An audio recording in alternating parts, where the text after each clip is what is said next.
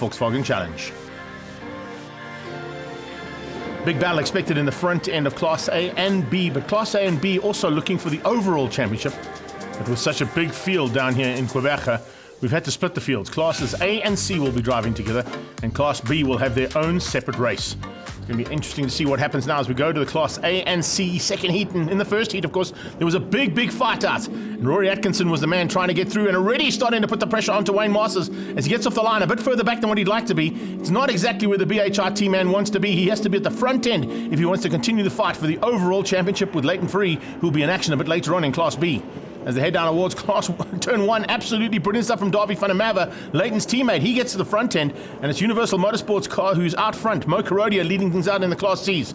Right on his tail, as you can see, there's a big battle for 3rd, 4th, and 5th place as they go side by side there. Great start from Voldy Monkeys, as well as from Wayne Masters, but a superb start coming out of Marco Bussi as well. He'll be fighting hard to try and get up to those top 3. Lost a little bit of ground as they go towards turn number 5. First time up to the hairpin, and Davy's pulling a bit of a gap now over Masters, Monkeys. Then you can see it is Bussi, and with some big pressure coming there from Bevan Masters. Dylan Joubert in the mix as well. Great start from him. And then further back, you can see a big fight out there between the two Dell boys as they come out of the hairpin. Look at where, oh man, championship leader in Class A, BHRT's Rory Atkinson, is nowhere. He's right at the back. I think he got forced wide ever so slightly through turn number 1. Had to take a bit of evasive action and eventually dropped back onto the circuit after a little mistake that he made into that first corner. So it's a lot of work to be done now from the man from BHRT. Where will Atkinson end up? It's a big fight as well in Class C. Pierluigi Mussolini at this stage leading things out of Mo Karodia. Karodia actually got the whole shot down into turn 1, but Luigi is, he's taking it over again. And I can tell you Pierluigi is definitely on fire. He's looking for a double victory here today. He's taken a victory already in heat number 1, and here in heat number 2, he's starting to pull away from Mo Karodia. 3rd place battle starting to heat up as well, and it's going to be a huge one. As you can see, all of a sudden, Reinoff van Heerden is closing in on the new man, Ian Walker.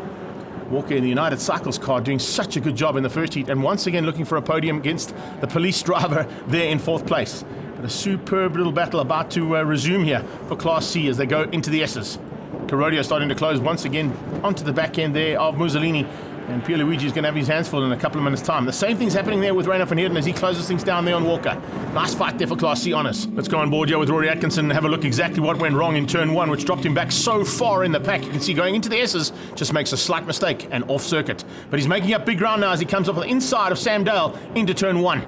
So slowly but surely getting into the top 8 or top 9 at this point in time, but fighting hard here with Dale. Dale is side by side. Oh, he's not giving up. Sam Dale is not giving this up. Rory Atkinson's going to have to work twice as hard as what he normally has to do around Sam Dale. And Dale gives him a touch, puts him onto the grass. So he's not giving this up without a fight. Sam Dale going to run at it right to the line. Absolutely brilliant stuff. But Rory Atkinson is losing oodles of ground and lots of points. Davy van der Merwe going to take the win ahead of Masters. Wayne Masters takes it, and Marco Bussi is going to come through for 3rd place. A brilliant effort there from the Cape Town man. Pierluigi Mussolini going to take Class C honours. Look at the gap he's pulled over Mo Karodia. A superb effort there from him. That's 2 wins on the day for him. 2 second places for Mo Karodia in the Class C honours. Davy van der Merwe takes it from Wayne Masters, Marco Bussi, Voldy Monkeys, and Bevan Masters, your top 5. In Class C, Mussolini taking it from Karodia, Walker, Van Heerden, and Philip Cruiser in the top 5 there for Class C. Let's catch up now with race winner Davy van der Merwe from Universal Motorsport. Thanks Universal and my mom and my family. This weekend has just been from practice 1 until the last session we did now in the race. The car was it was on the dot, and I'm really happy. Once again, just thank you for Lee and the team, and they have just done the job perfectly. And it's great to have some points this weekend, so I'm happy for it. But thank you for all that support and stuff. I'm really happy, and thanks all the Scribante too. I mean, this track is just unbelievable.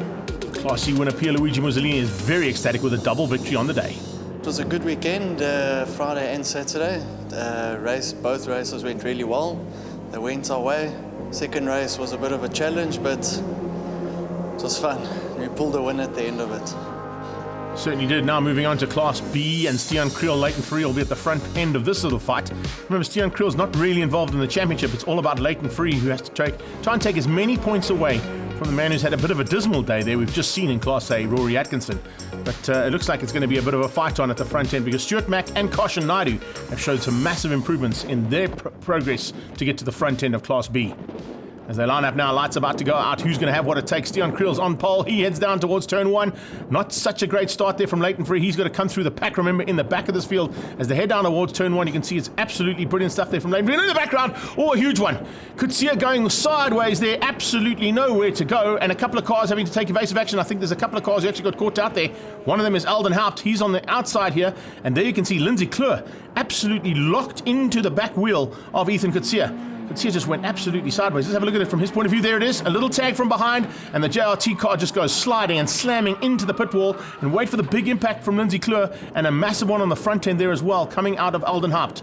We have to restart this one, the same as what we had to do in the first race. So 2 big incidents in Class B as they head back down towards turn 1. Much better start this time from the man in second place there. What a start coming out of Kausha Naidu.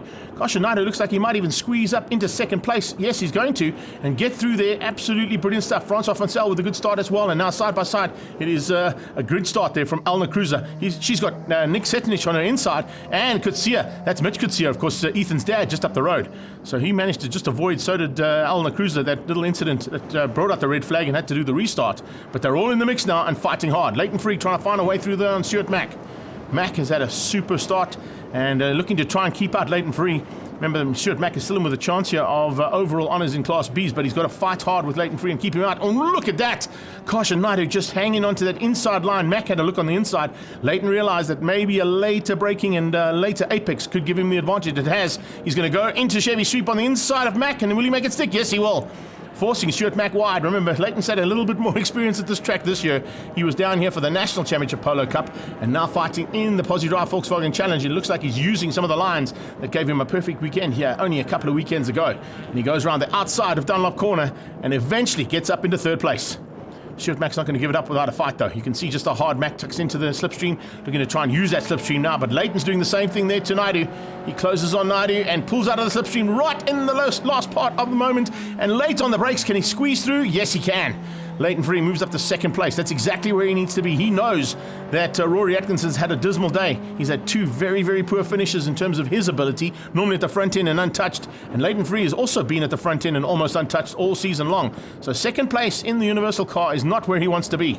GTR Performance into third place. Then you've got the Pozidrive car of Mack in fourth. Closing down on them, the fifth place battle is starting to rage as well. You can see Robbie De Silva in the T-Rex car. That's the sister car to the leading car at the moment of Stian Kriel. Under a bit of pressure from Francois van Zyl, and look at van Zyl. Late on the brakes up into the hairpin and makes it stick. Oh, no answer there from De Silva. He might be able to come back because van Zyl ran ever so slightly wide, but he's enough room out there to make that move stick, and he gets through on Robbie. Robbie tries to come back at him as they go into Chevy Sweep.